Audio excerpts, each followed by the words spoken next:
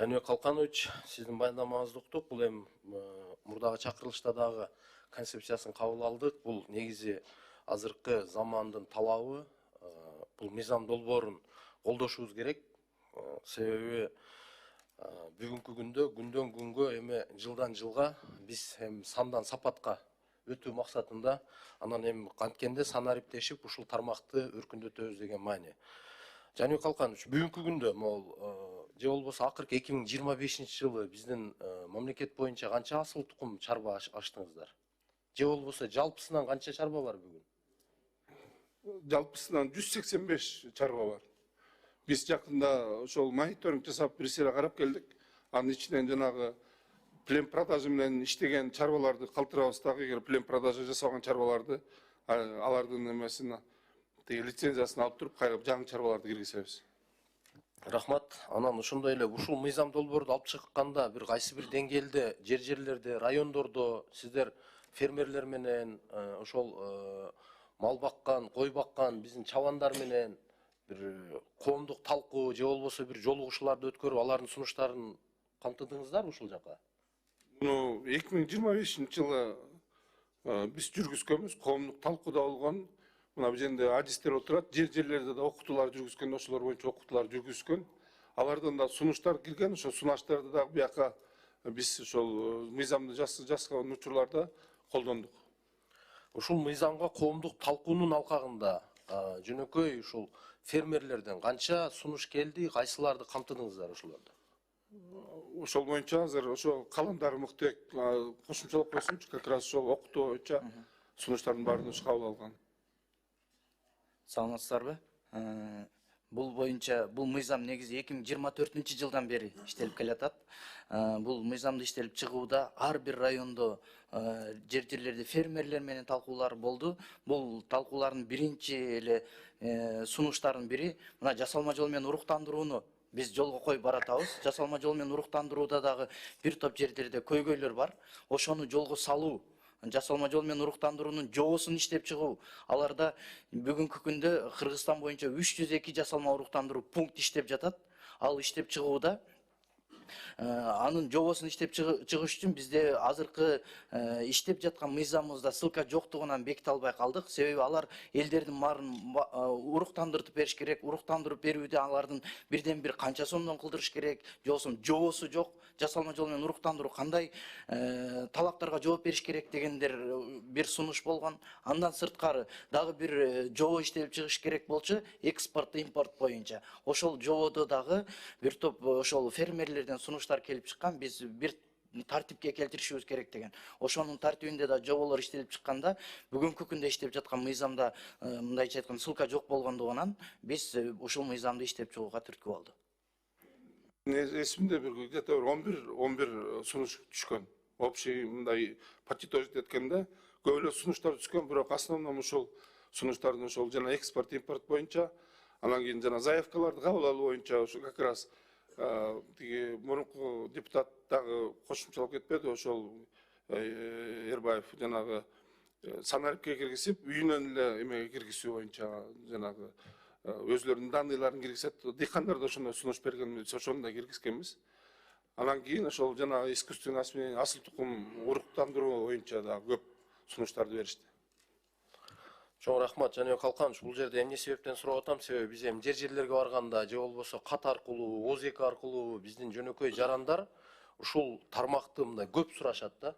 Анан алар дагы айтышат, эгерде дейт, кайсы бир деңгээлде ушундай бир жаңылануу же болбосо жаңы мыйзам талкуулоого бизди дагы чакырсаңар, биз дагы ошол жерде теория менен эмес, практикадан ушул мына акыркы бир 3 жылдык, 5 жылдык өзүнүн практикабыздан айтсак, кайсы бир деңгээлде биздин дагы ошол сунушубуз жалпылап ушу талкуудан өтүп кала турган болсо, жалпы эле мамлекет үчүн пайдасы тиеби деген жакшы ойлорун айтып атат.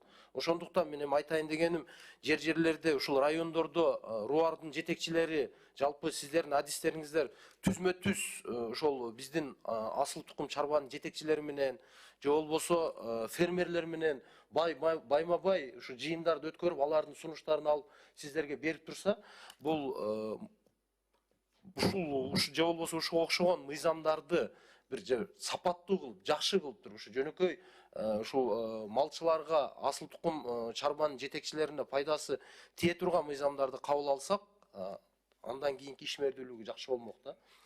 Анан эми бул долбоордо мисалы асыл тукум малдын статусун аныктоо үчүн ДНК анализдери жана ошондой эле молекулярдык генетикалык экспертиза милдеттүү түрдө деп жазгансыздар бул жерде. Ошол жазылганда бул жерде эми жалпы эле фермерлер үчүн финансылык жактан чыгым болбойбу? Бул жерде дагы сиз туура баса белгилеп кеттиңиз, айыл чарбасын жакшы билгендиктен. Негизи биз мына мен институттун директору болуп турганда 7,5 миллион доллар грант тутуп алганбыз. Кыргыз илим изилдөө институту Жылаттан Отстуда. Ошол жерде геномдук лаборатория курабыз. Анын капсуласы салынды. Мына жакында строительство башталат, Кудай буйруса. 1 миллионго оборудование келип атат. Ошо оборудование 1 миллион долларга. Оборудование ошол как раз геномдук, ДНК молекулярдык негизде анализ жасап берет. Анын негизинде ошол биз дыйкандарга дагы өзүбүздүн услугалар жасап беребиз. Бул услуга аябагандай кымбат болбойт. Анткени чет мамлекеттен если ДНК анализ же болбосо геномдук анализ жасап алыш үчүн аябагандай чоң суммага колдонсо, биз өзүбүздүн дыйкандар үчүн мындай минимальный болот деген ойдобуз. Бирок бул лаборатория заманбап 2026 жылы 27 жылы январ 1 кварталында ишке берилет, Кудай буйруса. Рахмат. Жаныбек Калканович, бул жерде мисалы дагы ушул эле мыйзам долбооруна утурлай. Ушул долбоорунда геномдук баалоо жана селекциялык иштин маалыматтык базасы сыяктуу заманбап ыкмаларды жазгансыздар. Ушуну мындай жөнөкөй сөз менен мындай дыйкандарга түшүнүктүү болот атабы? Ушул мисалы геномдук баалоо, селекциялык иштин маалыматтык базасы деген жаңы терминдерге мындай түшүндүрмө берип коюңуздарчы ошолор. Кандай түшүнсө болот? Эми бул ДНК анализ деген баарыбызга түшүнүктүү да. Кимдин баласы экенин, кимдин кайсы букадан чыккан, кайсы уй менен кошулган, анан кийин анын музоосу деген ошону определять этет бул ДНК анализде. Геном болсо түпкү ата тегин карап чыгат. Биз жете атабыз деп жалпак тил менен айтканда жете ошого чейин каралат да, ошонун негизинде геномдук анализ болот да, Кудай буйруса. Рахмат. Жаныбек Калканович, мисалы мына сиз бир топ жыл жайыт башкармалыгын жетектеп турдуңуз. Мына өзүңүз акыркы күндөрдө мына реформа болуп жайыт комитеттерин жоюу боюнча дагы өзүңүз бир катар талкуулаганбыз. Бүгүнкү күндөгү жайыттын абалы кандай болуп атат? Туура баса белгилеп айтып кеттиңиз. Алишер Абибуллаевич, өзүңүз дагы биз менен чогуу иштерди жүргүздүңүз ушу жайыт маселелери боюнча. Азыркы учурда жайыт маселеси абдан начар болуп атат. Чындыкты айтыш керек, ошондуктан биз азыр кайра дагы жакында эле ошол Бактергеште отуруп, жайыт менен иштеген чарбалардын ошол адистердин чогултуп, кандай жылдырыш керек, кандай болуш керек деп азыр да биздин оюбуз азыр бир пилоттук чарба, бир пилоттук область алып, ошону жүргүзүү. Мурда билесиз го, ошол жайыт акыга акчалар чогулчу эле, мынча миллион чогулду деп айтчу элек. Акыркы учурда жайыт акысы да чогулган жок. Бул жайыт акынын бардыгы жанагы жайыттын инфраструктурасын жакшыртууга жумшалыш керек болчу. Жанагы ГП болуп айлык өкмөткө киргенде мына эме тиги жайыттан чогулган акчанын баары тазалыкка жолоочу башкаларга турат. Мына Эркай Малымна деле аким болуп иштеп калды, билет ушу жерлерде. Мен ойлойм, азыр ошол жайыттан түшкөн акынын баардыгын только жайытка жумшаш керек деп ошону сунуштап атабыз биз. Рахмат, сиз туура белгилеп атасыз да, өз негизи жайыттын абалы бүгүн жакшы эмес, өтө начар. Деградацияга учурап, канчалаган мисалы биздин ошол мурдагы мол жайыттарга деле азыр мал тойбой атат. Ал жерде ар кандай зыяндуу өсүмдүктөр өсүп, кароо жок. Акыркы бир 10 жыл аралыгында ошо сиз азыр белгилеп кеткендей эле только акчасын гана жыйнаганбыз, бирок 1 сом дагы ошол жака конкреттүү түрдө бир каражат жумшаган эмеспиз да. Жайыт комитеттерди өзүнчө бөлүп койдуңуздар, тиги международный донорлордон акча алуу максатында. Бирок анын эффективдүүлүгү болгон жок да бир дагычы. Азыркы күндө толук кандуу жайыттар айыл өкмөттүн балансына өтүп бүттүбү? Да, бардыгы ошол жайыт комитеттеринин бардыгы, жайыттардын бардыгы ошол айыл өкмөттөргө өтүш керек. Мен азыр толук кайсы канча эме өткөнүн билбейт экенмин, бирок Нең негизгиси ошол жайыт комитеттер жоюлуп туруп ошол жана ГПнын астына кириш керек болчу. Аны айлык өкмөттөргө райондун акимдерине тапшырмалар берилген. Ал боюнча мен тактап турганда сизге берейин. Бирок жайыт боюнча мамлекет тарабынан аягында чоң жардам болуп, мына үрөндөрдү сатып алып, жайыттарга да баягы себүү иштерин жүргүздүк.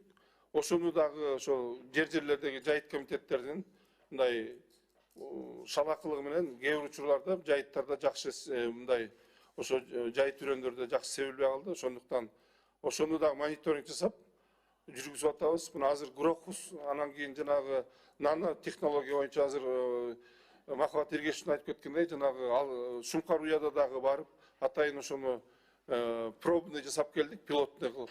Анын эгерде жакшы эффект берип, жана үстүңкү жанагы сабактарына эффект берсе, биз анда ошол жанагы эки препаратты да колдонобуз.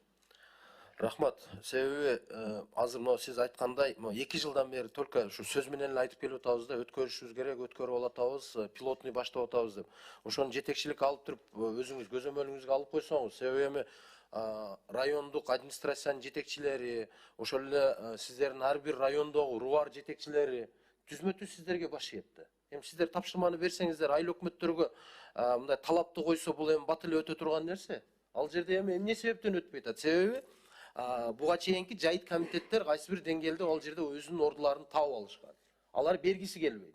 Эми бекер акча, элден акча жыйнап, бул жакка акча жумшабай, жылуу өзүнүн жумушун бергиси келбейт да. Аны милдеттүү түрдө, мисалы, айыл өкмөткө өткөзүп, анын жоопкерчилигин деле ошол айыл өкмөттүн жетекчисине жүктөлүп, кайрадан ошону жанагы өркүндөтүү максатында кылсак жакшы эле болсо керек деп ойлойм да. Түзмө-түз мисалы сиздердин көзөмөлүңүздөргө. Ошо отурлай эле, мисалы бүгүнкү күндө жана биздин коллегаларым дагы айтып кетти, бүгүнкү күндө этке экспортко уруксат барбы, жокпу? Жок. Уруксат жок. Жабык. Биздин маалыматыбыз боюнча кайсы бир жанагы агрохолдинг дегенби, ошол компания аркылуу гана чыгат уруксат кагаз, ошо берилген. Токтом чыккан ошонун негизинде ошо агрохолдинг аркылуу чыгат. Кайсы мамлекеттерге чыгып турган ушуга чейин? Эми башка мамлекеттерге, Өзбекстанга, Тажикстанга чыгып турган, мисалы түштүк регионунан. Көбүнчөсүн ошол транзит болуп келгендер да, ошону чыгып турчу. Рахмат, Жаныбек Калканович, бул эми мыйзам долбоорунун негизги маңызы өтө туура, бирок эми биздин жөнөкөй ушул фермерлерге ушул кайсы бир деңгээлде түшүндүрүү иштерин жакшыраак жүргүзсөк, ушул асыл тукум чарбаларды канткенде биз өнүктүрө алабыз. Азыр жана сиз айтып аткандай, көпчүлүгүнүн, мисалы, сиз заманбап ушул грант аркылуу лабораторияларды курабыз деп атасыз. Ошолорго дыйкандар өзүнүн укугун толук кандуу асыл тукум чарбасынын жетекчилери пайдаланыш керек. Ага сиздердин, мисалы, токтомуңуздарбы же жобоңуздар мененби жерлердеги ошол айыл өкмөт же болбосо мамлекеттик ошол айыл чарба департаменттери менен биргеликте иш алып барса, байма-бай мындай семинарларды өткөзүп, же болбосо бир сиздердин бул жерде жасалып аткан, мына кабыл алынып аткан мыйзамды толук кандуу ошол дыйкандар жана чабандарга, фермерлерге жеткизиле турган болсо, аларга да жеңил болот. Канткенде ушул асыл тукум чарбаларды өнүктүрөбүз. Азыр эми мына Кудайга шүгүр, баарысы эле түшүнүп калды. Сандан сапат коюп мурдага окшоп 1000деп, 100деп айдабай, 30дан 40тан болсо дагы сапаттуу, мисалы, жаңы породаларды, жаңы, мисалы, мына өзүңүздөр байкап атасыздар, канчаган жүздөгөн, ондогон, миңдеген долларларга сатылып атат, кичинекей гана бир даанасы. Мурда короосу менен ошондогон. Ошондон сандан сапат коюп туруп, ушул тармакты жакшы өркүндөтсөк жакшы болот. Мен бул мыйзамды колдойм. Чоң рахмат.